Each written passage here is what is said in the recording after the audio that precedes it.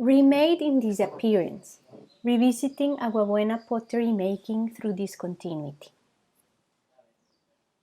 In this paper, I shall explore discontinuity as a methodological tool to rethink and revisit our studies on pottery making.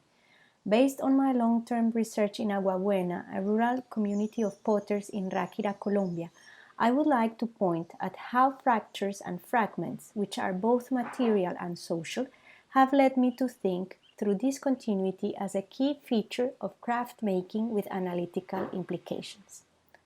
Now, my point of departure has to do with a common trend in studying today potters and their modes of production through continuity, basically. This is expressed through ideas of long duration of techniques and technologies across spatial and temporal records. In Colombia, specifically, ethnoarchaeology and ethnography have been interested in documenting pottery making as a cultural heritage of pre-Hispanic groups.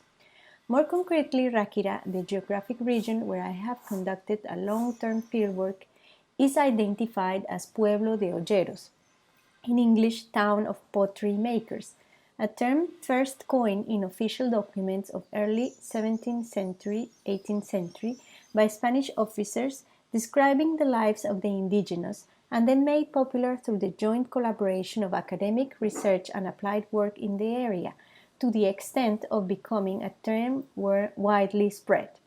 Since 1950s, Artesanías de Colombia, half state, half private institution in charge of craft promotion, marketing and export in Colombia, is intervening the local ceramic production scene with design and technology improvements projects, for example, sustainable and clean technologies. These interventions brought frictions between the need for a renewal of traditions and seek for innovation. With this spectrum, artisans stand closer to represent a strong nexus with indigenous roots, and craft is still constructed as a long-standing tradition transmitted through kinship ties. Academics have also contributed in their expert discourse to the fixed image of craft making.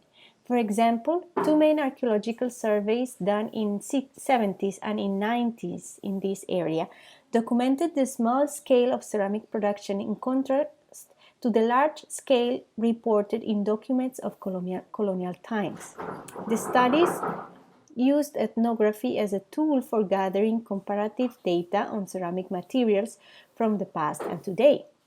Finally, the official discourse of local and regional political authorities also reproduces the image of pottery and potters as survivals of the indigenous past. In early 2000s, I conducted an ethnoarchaeological research focusing on spatial organization and material culture of a small sample of ceramic domestic workshops located in a rural area of Ráquira called Agua Buena. The aim of the project was to document a la Schiffer the cultural formation processes of archaeological records as a step to contribute to alternative methodologies for interpreting archaeological records of ceramic workshops. The low rate of ceramic material in previous archaeological surveys and the low visibility of ceramic workshops, as opposed to the high frequency and visibility expected, were two of the problems that the project engaged with. Against my expectations, the project proved that only a very small portion of ceramic waste is discarded and that mostly broken pots or ceramic shards are reused for several purposes. In this dynamic setup, ceramic production seemed an activity leaving few traces. The distinction between spatially flexible and restricted activities seemed an alternative way to think of duration in terms of how certain processes of craft organization could be fixed to space and therefore would have higher chances to be traceable.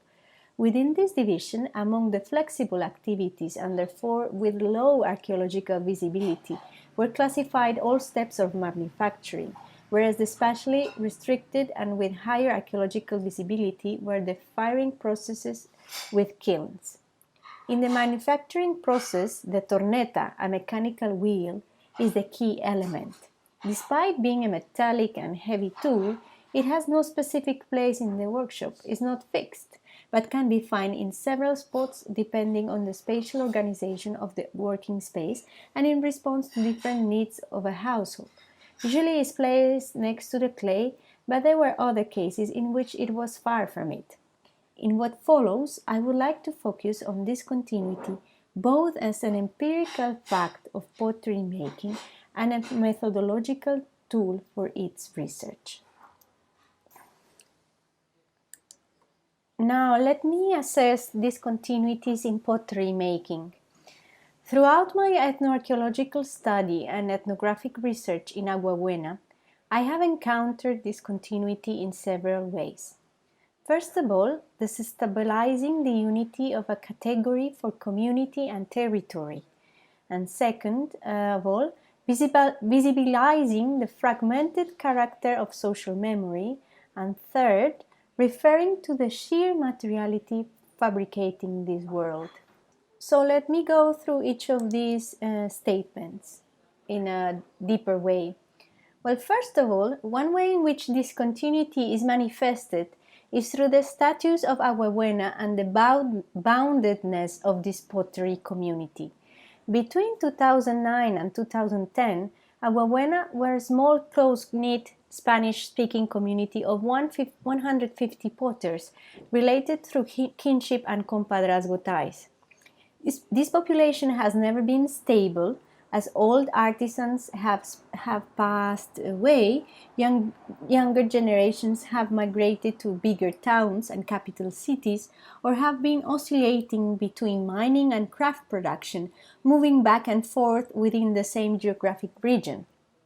In December 2019, during a short visit, I registered a high decrease of population, being 20 potters and no more than 4 workshops still active. This contraction, however, has changed slightly with the pandemic, and some families returned to their workshops, escaping large cities as a way to keep safe from the coronavirus. The unstable numbers have corresponded to an enlargement or contraction of Agua Buena as a social territory. Spatially, Agua Buena is located in between two districts of rural Ráquira in a mountainous landscape. Despite its location being clearly identified to a hill all villagers know of, Agua Buena does not appear in the municipality records of the village of Ráquira, which includes all the districts that make up more than 500 square kilometers of this territory, which is a big town within Colombia political and administrative division. This invisibility of Agua Buena in the eyes of the state, at least as far as official records show, for example, no maps or no clear indication of in the documents, stands in sharp contrast with the high visibility of the hill, not just as a feature of the landscape, but also and mainly with the visibility of its people and their pots within the region of Boyacá and the Colombian handcraft market. The name Agua Buena was first coined as the name of a finca farm owned by the grandfathers of a generation that is now in their mid-60s and early 70s. This finca was divided among 6 siblings and their children. Over 70 years, this large extension of land became fragmented across 3 generations in a scheme of land tenure among peasants known as minifundismo, partible inheritance, a characteristic of the whole region and a process rooted in the colonial period. This system, however, overlapped throughout the 20th century with the practice of cousin marriage, as well as spatial residence patterns, creating a ramified and interwoven universe of kin relations and land rights. In sum, the original property was then divided among siblings and their children, and from being first a place named Agua Buena, then clustered the descendants of those living there and whose kinship ties and also craft technology spread throughout the territory.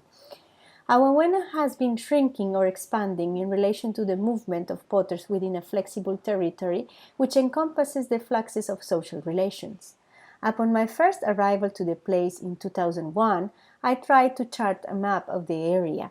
I wanted to have a clear idea of Agua Buena's boundaries, and the place was not referenced in any of Ráquira's official maps. Its borders varied according to potters' attempts to delineate them to me. and made me think of how the status of the place and its boundaries were a contested issue. Asking several of my informants about the limits of Agua Buena, I found their depictions often contradictory, but interestingly grounded in their relative locations. This contradiction and expansion of Agua Buena, both as a territory and a community, has been accompanied by changes in ceramic production and in the gender division of labor traceable through the wheel. In a period of 60 years, pottery making transformed from a part-time activity performed mainly by women and combined with agriculture into an almost permanent activity involving the whole household. My first arrival to Agua Buena allowed me to see in full some of these transformations, as some of the workshops were becoming fabricas, as potters called them, to refer to these rearrangements of work. The shift was also possible through a higher investment in technology by means of the wheel and the kiln. Regarding the wheel, a change was introduced from a ceramic plateau placed on a wooden board on the floor in front of which a potter female would kneel, to the mechanic and metallic type of wheel called torneta. In front of this torneta, both men and women will sit, this time not on the floor but on a small wooden seat or on a big vessel put upside down. The change implied also a change in the manufacturing technique from conado, direct modeling, to enrollado, coiling. Finally, regarding the kiln, the small wooden kiln was replaced by a coal kiln of bigger capacity. The second aspect has to do with this idea of like long-standing traditions. Contrary to official discourses promoted by state institutions or academics, potters do not explicitly relate to their ancestors or their craft to the indigenous population that were prior in the area upon the Spanish officers' arrival. Instead, potters declare themselves descendants of los antiguos, the ancient ones, kindred whose presence is traceable through ruins of kilns or abandoned workshops, as well as ceramic shards scattered across the hills. To los antiguos, potters relate both, with care and with neglect, telling stories at times proximate and at times opaque. In fact, narratives vary as some stories reconstruct names, ages, kin relations of those inhabiting a house and workshop to which some of the actual traces stand for, and others openly claim ignorance or oblivion towards those responsible of those traces, although they recognize them as materials from different time. Other potters, though few, connect their craft to the Spanish world, starting at the Augustinian monks who founded the Candelaria monastery at the end of the 16th century, were the first ones to do pottery making in the area. I find this claim interesting as it allows us to explore craft as a product of colonial encounters between Europeans and indigenous, an idea against essentialistic claims seeing current pottery making as a survival or an indigenous tradition. The third point I want to make it's about desechos, both broken ceramic shards and unstable paths to move across a steep and mountainous landscape. Now, thousands of coarse pottery fragments of all sizes and different periods lie in Agua Buena. The ground existing in various ways. In fact, broken pots remain visible to the eye, transformed rapidly by their redundant exposure from special details into ones to be ignored. Shards are everywhere, discreetly piled outside or inside ceramic workshops, sometimes as improvised walls to act as windbreaks or used as materials for constructing houses. Shards can be used for different purposes. Some also act as pavement for secondary roads or part of the underground matrix of the soil strata. Fragments endure while continuing to fragment because the wind, dust, and dryness contribute to the erosion of the place, while adding a special texture and color to the naked surfaces of this mountainous landscape. In such a context, ceramic waste lies on the surface and becomes surface in itself, as many different materials are found on the ground and ground materials. For example, an old timber kiln in a state of ruination stands beside pottery fragments, some of which belong to los antiguos, some to current potters. How do you know which one is which? I asked Teresa and Elie, two potters of Agua Buena puzzled during my first visit to the field.